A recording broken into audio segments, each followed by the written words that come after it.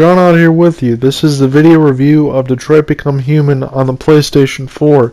If you caught it last month, it was a free download in the PSN store, and also going forward, I believe it's going to be released for the Microsoft Windows platforms and everything else going forward, so this will no longer be a PlayStation exclusive and will be in the hands of more of you guys to be able to play it. So this is the third entry of David Cage in the story-driven games, where you have a very, very strong narrative, and you want to pretty much invoke all those feelings in a player. Now, Detroit Become Human, not just the statue and the fist. You know, there's some nods to Ferndale and Woodward Avenue and things like that for, you know, Michigan and Detroit fans, but it's something a lot more than that. Think about the games that David Cage has made. The three that I'm aware of especially is Heavy Rain, Last Generation. It was a masterclass as far as storytelling, even though some of the voice acting, you have some of that stuff on YouTube, and you can look that up and see how it goes. But it was a masterclass, in my opinion, as far as story-driven games to talk about the narratives and things and just get you invoked in all those feelings. Now, they followed that up a couple of years later with Beyond Two Souls, in my personal opinion, which was a little bit of a dud. So I was interested to see whether or not Detroit Become Human on PS4 would live up to the hype as far as storytelling. Now, you can talk about it. Are these really games? You know, we mentioned that before, especially with Until Dawn. You know, you have quick time events, button presses that come on the screen that basically is your gameplay, and you're just involved in the story as we go along. But this is set in a futuristic Detroit. Now, in this game, you're going to be dealing with humans and androids and three specific android characters, and your decisions that you make in this story will affect whether or not everyone lives or dies. So the three characters that you're going to be introduced to are Connor. Connor is one of the androids that's set from, you know, I would believe the United States government. I don't want to get everything else away, but he's set to come down the case and figure out what's going on with these androids. Why are they disobeying humans? Why are they becoming deviant? That's the big word that's used in the game. Why are they becoming deviant? Connor is sent on a mission to be able to figure that stuff out and solve the problem. Kara, who you see here, is an android that is basically just, you know, set to clean the house and help humans and things like that. But as you see as you go along, she develops human emotions if the player wants her to do that. But going forward, they're all going to develop some of these emotions, and you come along with the realization whether or not, you know, you're the player making the decisions, but whether or not you actually can have these feelings and you think this stuff might be going on going forward. So you see some of Kara's gameplay here as she tries to protect Alice from Todd, her father, that's beating her. And then the other character is Marcus. Now, Marcus lives with the painter Carl Manfred, and basically, you know, he's going along the story trying to figure out who he is. Carl is a very philosophical old man that's in a wheelchair. He pretty much tells Marcus to be able to live his own life and have his own thoughts. So with all of that stuff, as all of this is going on, these androids decide that they're not going to live this life anymore. They want to have thoughts of their own. And you can see some of that stuff in this dialogue as we come across. Do we feel, and I can say this, you know, as humans, I don't know how far this will be going forward or how many years right now, because I was born in 1987, 32 years old right now. But as we go along, you know, maybe within these next 100 years, do we believe that androids can develop, you know, machines can develop human emotions? And then, should the androids, these machines, have, you know, legitimate rights that humans have? And that's, you know, kind of a little bit of the story basis as we go along here. You can kind of put piece and piece together that and figure out what happens. Now, I'm not going to sit here and talk about all the plot lines and things like that, because it would absolutely ruin the incredible story. But those are some of the things that you have to think about.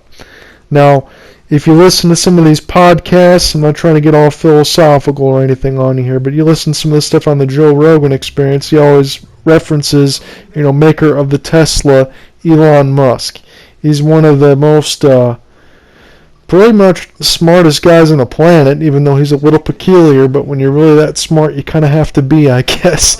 But he always talks about AI, artificial intelligence, and says that he believes that over time, maybe within the next 50, 60 years, and whether or not soon is soon, I'm not sure how soon is, but he believes that they're going to be able to develop human emotions, and then humans will have a big problem on their hands, and they need to decide what they're going to do and how far they want this technology to go. But I think it's a very interesting piece written by David Cage and his talented development team and the talented voice actors and everyone else around it. Whether or not a game is a game and just button presses and things like that, hey, who am I to tell you what is a game? It's entertainment value. It's something that makes it feel like it's worth your dollar. You talk about, going to the movies, going out to eat, and things like that cost a hell of a lot more than buying a game for most of the damn time. This is a very entertaining story, and in this, I can see more than traces of stuff that could be considered in real life in the real future and not too distant future of things that can happen. And we're not just sitting here talking about humans and androids and robots and things like that, but the game also talks about in a futuristic Detroit and across the globe in its futuristic game that we could be heading for, not just the climate change and global warming and things like that, but famine across the board because, species are dying out and, we're not sure as we sit here and depending on where you live, but it really doesn't matter that much that way. But, the current president that we have in office and, LGBTQ rights and all these other things like that, everything can be convoluted and scary for people because not everybody is incredibly accepting of who everybody is. But there's all kinds of things and political issues and points that on top of the story of humans and androids and all of that David Cage is not afraid to poke at and prod at and give the player a chance to think philosophically and think for themselves and wonder at the end of the day what it all means and kind of reevaluate and hit the reset button and put yourself in the shoes of not only these three characters but maybe life in general and things going forward. And I consider that a very powerful narrative. That's not something I've ever really felt. Maybe a little bit in Heavy Rain in terms of the characters and story, but as far as a global situation and story, telling perspective, I think that's incredibly powerful. And in this sense, I think David Cage has done a tremendous job because he really goes in between these three characters. As you see Connor here, Hank, the detective that's working with him for the Detroit police to try to figure out the case of these deviants here, he pretty much points a gun to Connor's head and says, what would you say if I pulled the trigger? How would you actually feel? And then as the machine, you're supposed to respond the way that you're going to respond, which leads to some software instability and things like that.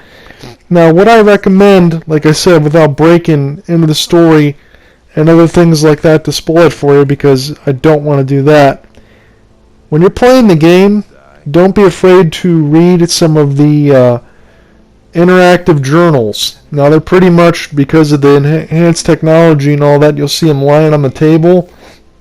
And what it's going to be is the Detroit Today, which kind of looks like the USA Today font right across the screen.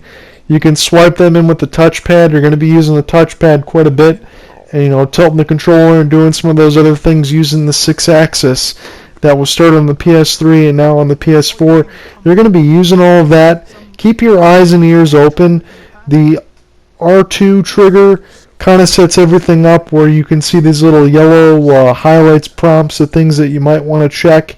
It pays to take the game at a nice slow pace and think before you act.